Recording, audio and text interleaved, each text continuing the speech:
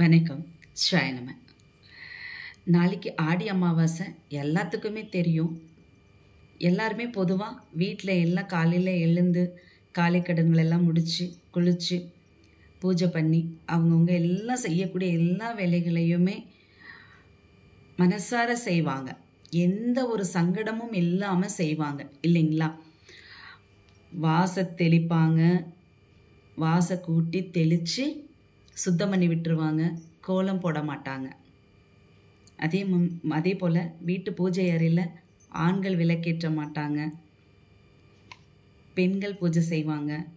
பெண்கள் தன் வீட்டு முன்னோர்களுக்கு என்னென்னலாம் செய்யணுமோ, என்னென்னலாம் அவர்களுக்கு பிடிக்குமோ எல்லாமே தன் கணவர்கிட்ட கேட்டு பார்த்து எச்சில் படாமல் செஞ்சு கவனமாக படையல் வைக்கிறதுக்காக அவங்க செய்வாங்க. கண்டிப்பாக அசைவம் செய்ய மாட்டாங்க. அதே போல் முன்னோர்களுக்கு பிராப்த கர்மாவாக அவங்க என்னென்னலாம் இவங்களுக்கு என்னென்னலாம் தேவையோ அதெல்லாம் அந்த முன்னோர்கள்கிட்ட அவங்க கேட்பாங்க. மனசுக்குள்ள அப்படியே ரொம்ப உள்வாங்கி அவங்கள அப்படியே பிரார்த்தனை பண்ணி கேட்பாங்க. அப்பா, எனக்கு இந்த பிரச்சனையெல்லாம் இருக்குது, எனக்கு இந்த குறையெல்லாம் இருக்குது, எனக்கு இதெல்லாம் சரி பண்ணி கொடுங்க அப்படின்னு சொல்லி அவங்கள நாளைக்கு இந்த அமாவாசையில் ஒரே ஒரு நிமிஷம் அவங்கள அப்படியே நினச்சி கும்பிடுவாங்க பாருங்க. இப்படிங்கிறதுக்குள்ள அவங்களுக்கு அதை நிறைவேறுங்க. குறிப்பிட்ட வேலை இருக்கு.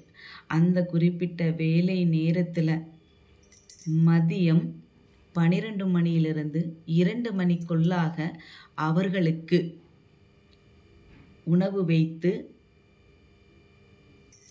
காகம் அந்த சாதத்தை கொஞ்சமாவது எடுத்துக்குதான் பாருங்க. எடுத்துருச்சுன்னா உங்களை விட அதிர்ஷ்டசாலி யாருமே இல்லைங்க.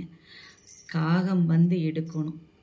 காகம் எடுக்கும் பொழுது உங்க மனசுல என்ன நினைக்கிறீங்க அந்த நேரத்துல அதுதாங்க பேசும். காகத்துக்கு சாதம் வச்ச பின்னாடி நாமெல்லாம் ஒரு பக்கம் நின்றுட்டு இருப்போம்.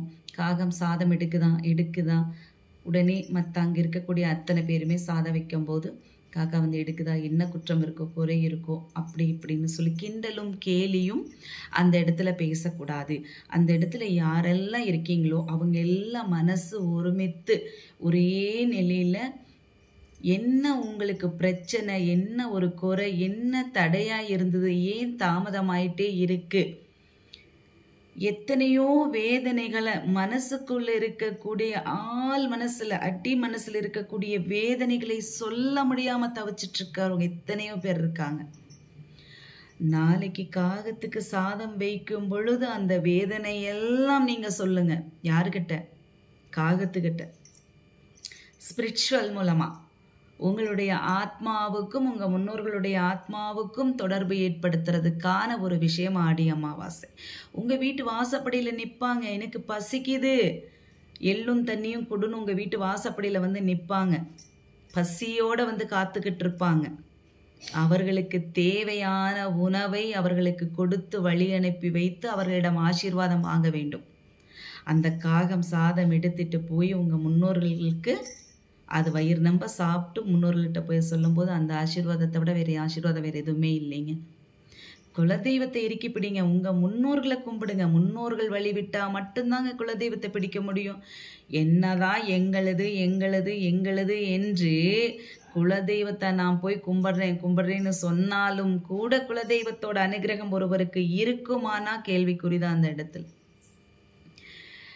முன்னோர்களுடைய பரிபூர்ணமான ஆசீர்வாதம் ஒரு குடும்பத்துக்கு இருக்கணும்.